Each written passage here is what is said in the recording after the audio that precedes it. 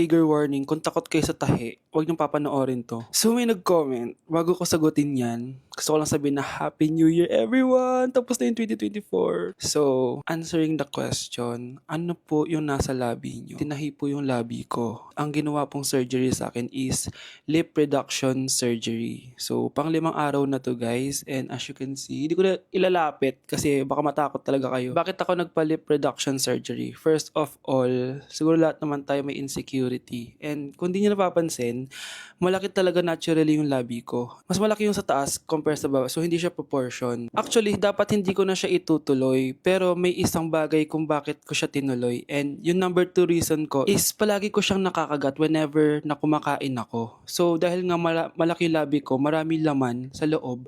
So, kapag ngumunguya ako, nakakain ko siya. Ang tendency, hindi nawawala yung singaw ko. And lumalaki yung singaw ko kasi palagi ko siyang nakakagat. Imagine, hindi lang isa, hindi lang dalawa ko siya beses nakakagat, kundi siguro mga 5. Ganun kalala. So, dugong-dugo talaga. Kaya tinuloy ko na rin siya para finally mabawasan na yung laman niya sa loob at sana hindi ko na siya makagat in the future. Pero syempre, para mas maging confident na rin ako sa mga pictures. Kung nagtataka kayo kung bakit after Pasko or December 26 ako nagpa-surgery, is yun yung earliest na appointment na pwede yung doctor ko. And yun na yung ginrab ko since kailangan kong gumaling before ako bumalik sa school. Kasi di naman ako pwedeng bumalik sa school na nang ganito yung sitwasyon ng bibig ko. Paano ako magre-report, diba? Ito na ata yung sinasabi nilang New Year, New Me. So yun lang naman guys. Again, Happy New Year. Wishing you all the best in 2025. Babalik na ako sa content ko. Promise, pag gumaling na talaga to. Bye-bye. Hindi ka pwedeng mamatay! Pre, may kalaban sa mid, oh. Habulin nyo! Defend nyo na yan! Bilis! Matatalo tayo nyan eh! Nasagasaan daw ng langgam? May ganun ba? Excited na ako kumain! Hala, magkikiss na sila! Ah! Let's go, guys! Ayan, malapit na! Yes! Manalo! Bakit gano'n siya tumawa? Grabe, ubos agad! Wala na naman! Grabe kayo! Ako bumili tapos kayo kumain! Next time kasi, Nay, bilhin mo na lahat ng crispy patata sa supermarket! Sige po, madam! Ang dumi-dumi naman dito! Hoy, magwalis ka nga! Nay, parang masama po yung pakiramdam ko. Wala akong pake. Dumadahilan ka na naman, ha? Oh, magwalis ka! Sige po. Oh, magpunas ka din dyan, ha? Nay, lumalala po yung sakit na nararamdaman ko. Aba, galing mo din umarte, no? Bilisan mo dyan. Marami pa akong papagawa sa'yo. Best Actor? Anak? Anak? Anak? A few moments later. Ikinalulungkot ko pero malala na ang sakit sa puso ng anak nyo. Hindi ko po alam, Dok. Sorry, anak. Kailangan na natin tong palitan sa lalong madaling panahon. Gawin niyo po lahat, Dok. Kailangan natin na magdodonate ng puso. Ako na pong bahala.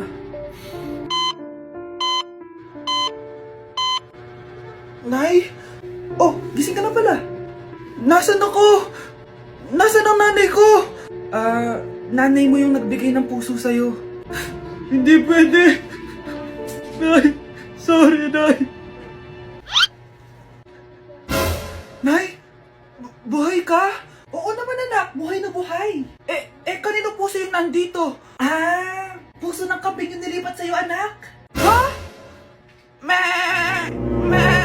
Pagaling ka, ha?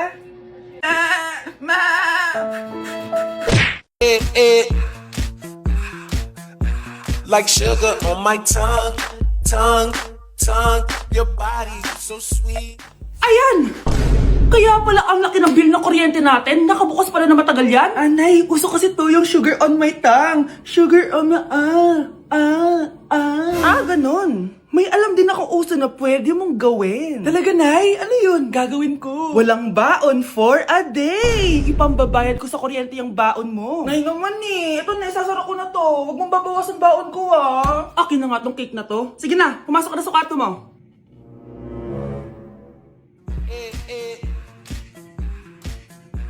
Like sugar on my tongue.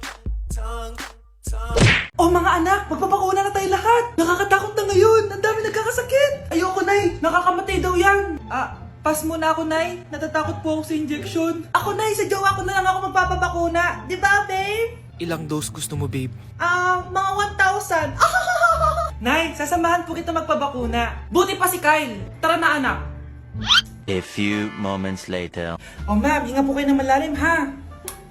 Sige po. Ma'am, di pa po natutusok? Ay, wala pa ba? Sir, ready na ba kayo? Hingang malalim. Yan, okay na, sir. Tapos na? 1 hour later. Mare, nabalitaan mo na ba? Bakit, Mare? May kumakalat na may side effect daw yung mga bakuna. Di totoo yan. Kakabakuna ko lang. Nay! Yes, anak? May kakaiba po ako nararamdaman. Yan ang ba sinasabi ko sa iyo, Mare? Mare, gumagalaw mag-isipin ko. Anong mangyayari?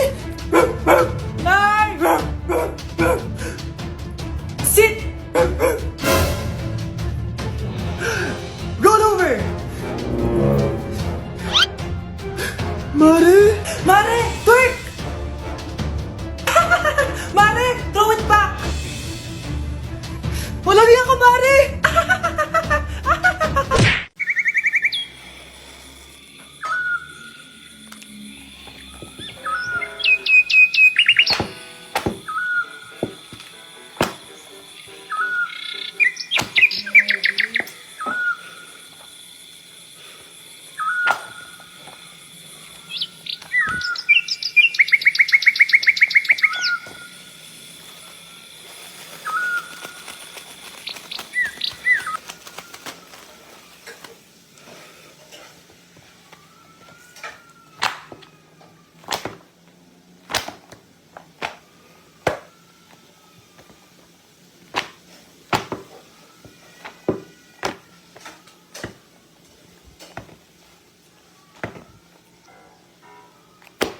Natakalat naman dito.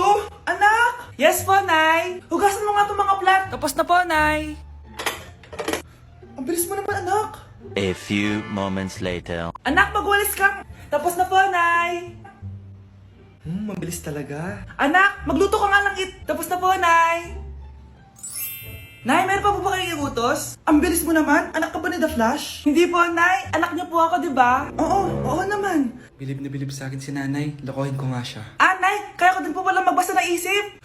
Nakakabasa din siya ng isip. Sana di niya malaman yung sikreto ko. Naampon lang siya. Talaga ba, anak? Alam ko na po yung sikreto niyo, Nay. Ampun lang ako. Joke lang, hehe. Nay? Totoo po, Nay.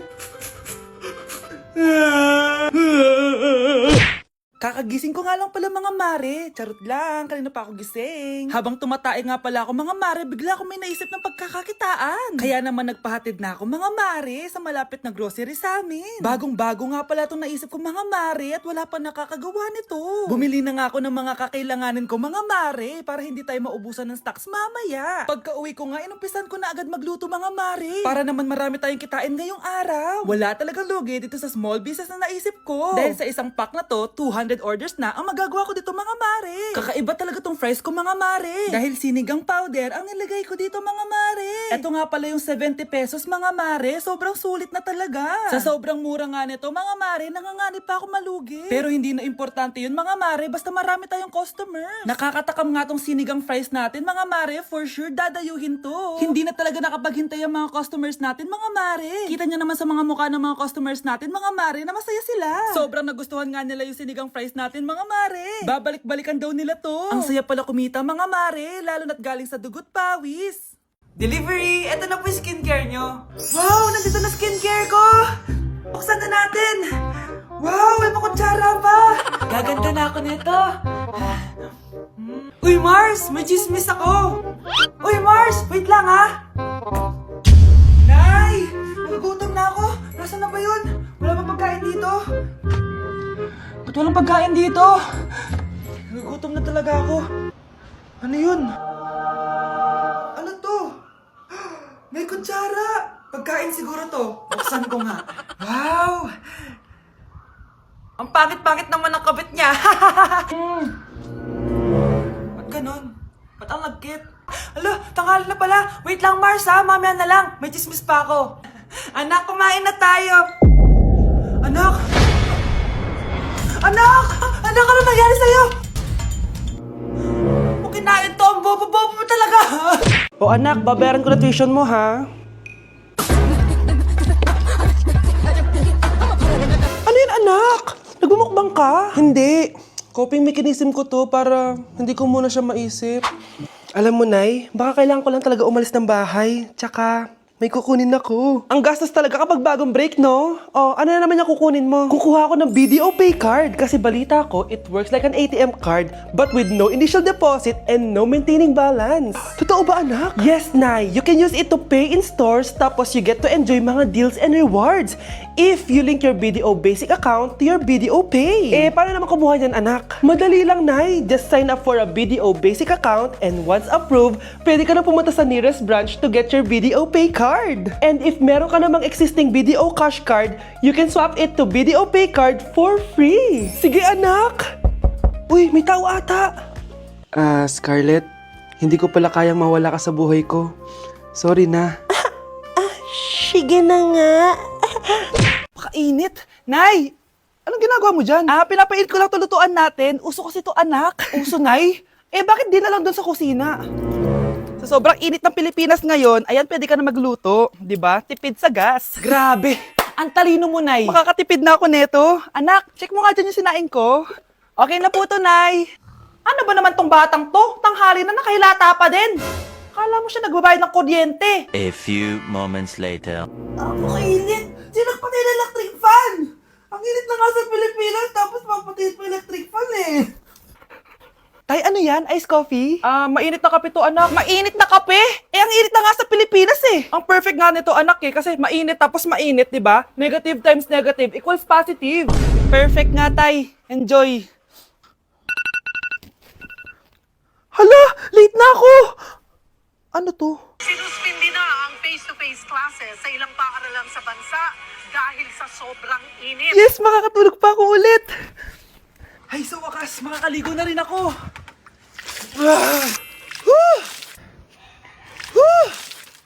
Hi, Cheska. Hi. Alam mo ba kung bakit mainit sa Pilipinas? Bakit? Kasi, hot ako. Pero natabo.